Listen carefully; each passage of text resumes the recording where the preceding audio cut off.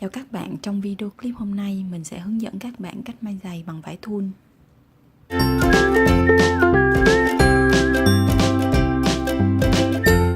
Đầu tiên mình sẽ lấy mẫu bàn chân.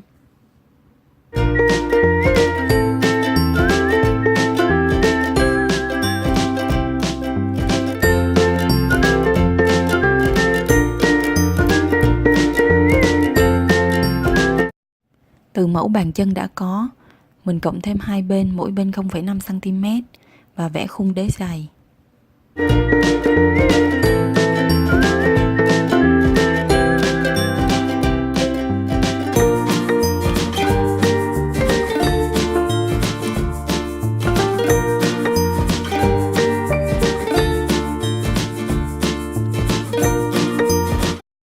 Bây giờ mình sẽ vẽ phần ốp trên của giày.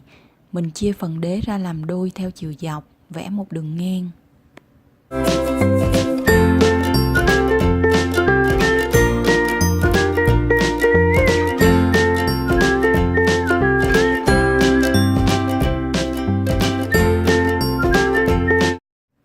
Từ hai bên mẫu bàn chân cộng thêm mỗi bên 3 cm. Sau đó tính từ đường giữa xuống 2 cm. Ở đây mình sẽ dùng bút đỏ để vẽ phần ốp trên cho các bạn dễ nhìn.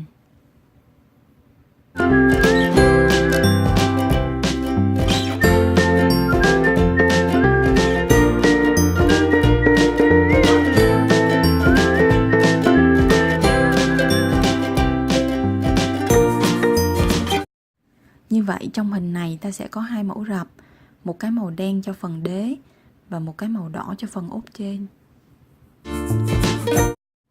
Bây giờ các bạn chuẩn bị thêm 2 miếng rập nữa theo hướng dẫn của mình dưới đây để hoàn tất chiếc giày.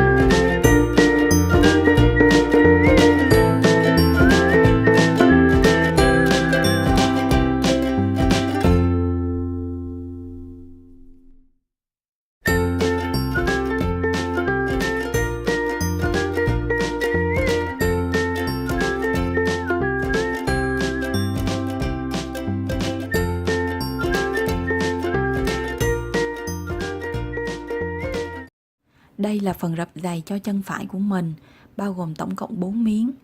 Để may cho chân trái, các bạn lật ngược rập đế và rập ốp trên lại. Ngoài ra ở đây mình cũng cắt đánh dấu chỗ ngón cái để may mẫu dùng cho dép xỏ ngón. Các bạn có thể bỏ qua.